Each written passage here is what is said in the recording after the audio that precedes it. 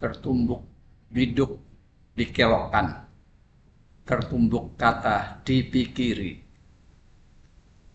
Pepatah Melayu, peribahasa Melayu yang hampir tidak pernah diucapkan oleh generasi sekarang. Hidup mempunyai banyak arti, banyak makna di berbagai lokasi, di berbagai wilayah Indonesia. Hidup mempunyai banyak makna. Namun sesuai dengan peribahasa ini, yaitu ini adalah peribahasa Melayu, Melayu lama. Biduk adalah sebuah perahu kecil yang sering dipakai di daratan, di sungai-sungai kecil yang mengarah dari satu tempat ke tempat lain. Jadi tertumbuk biduk dikelokkan, kemudian tertumbuk kata dipikiri.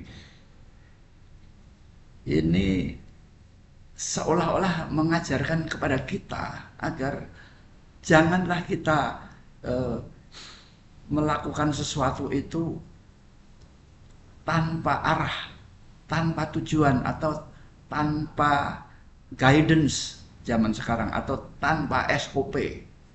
Jadi apa saja itu, apakah mengerjakan sebuah pekerjaan di bengkel, atau mengerjakan sesuatu di pabrik, atau mengerjakan sesuatu pekerjaan rumah dan lain sebagainya.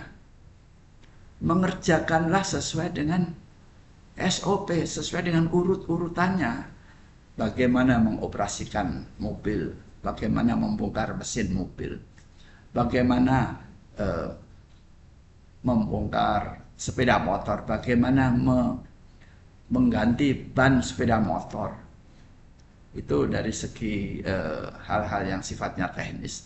Namun juga di dalam pekerjaan keseharian kita di rumah, banyak hal-hal yang praktis-praktis yang sudah sering dilakukan oleh orang, namun kita enggan, kita istilah anak sekarang, kita sok tahu, maunya cepet, maunya praktis, tetapi tidak mau memperhatikan tata cara yang sebenarnya.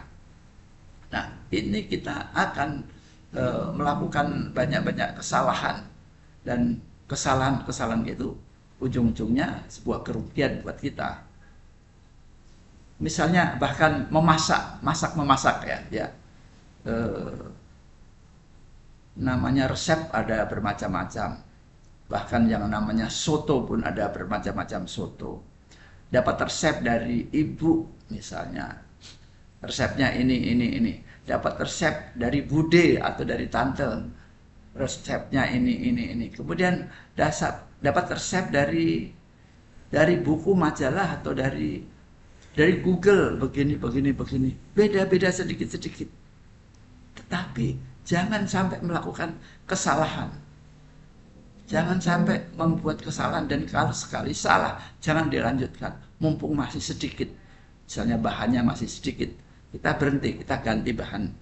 Jangan sampai, apalagi kalau kita memasak untuk orang banyak, misalnya ini untuk kegiatan aktivitas perkumpulan RT RW yang melibatkan banyak orang yang akan memasak, yang akan memakan masakan kita, itu harus cermat, masakannya harus cermat.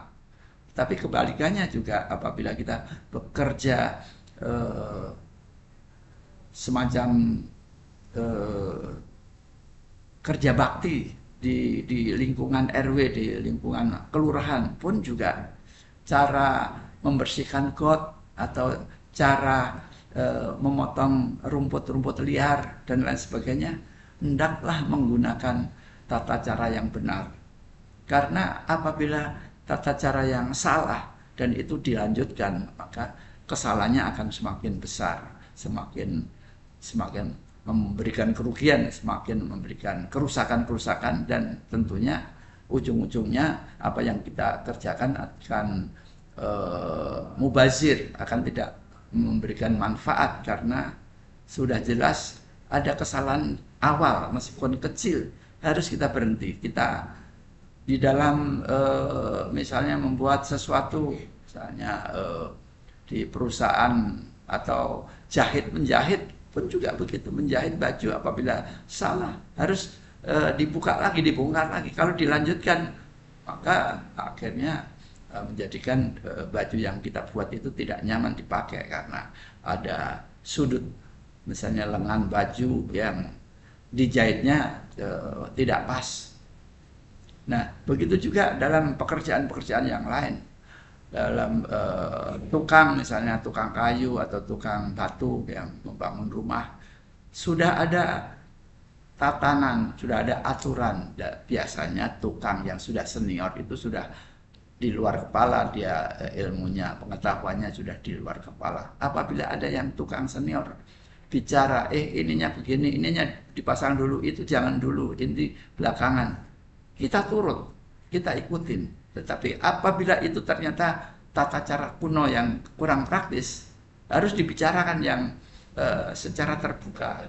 Kayaknya lebih baik begini deh, lebih cepat dan lebih rapi deh, Pak atau Mas dan lain sebagainya.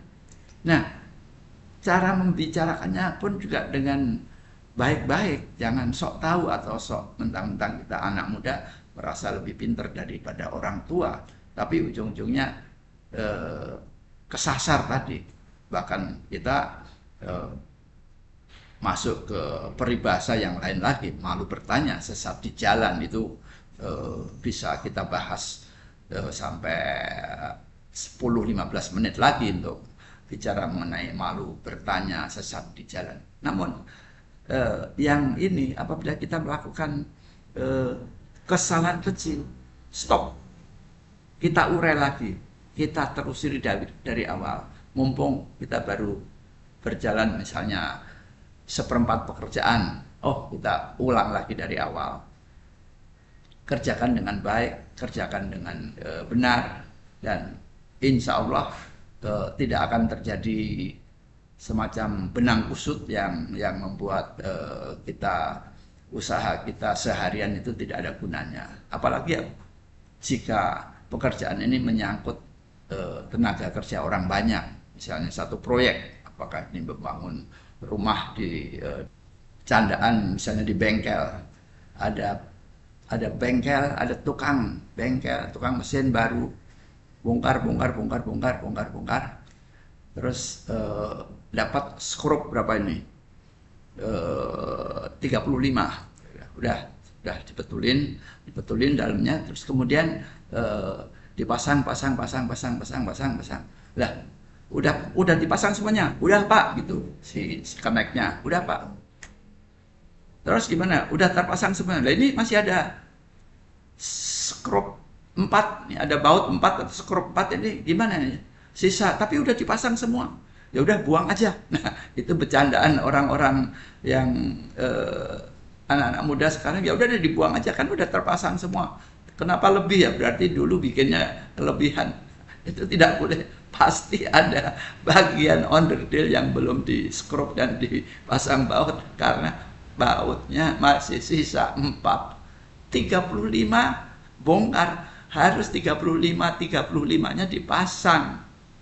Karena ada ukuran besar, sedang, dan kecil. Dicari. Kalau perlu dibongkar ulang sampai 35 baut tadi ketemu tempatnya.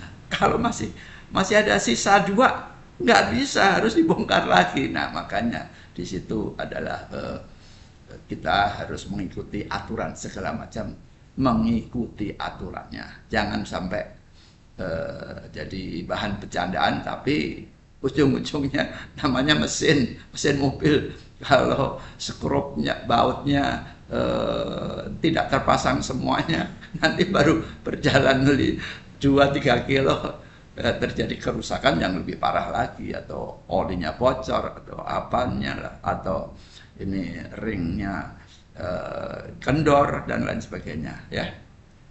Jadi hendaknya kita mengikuti tahapan-tahapan secara benar.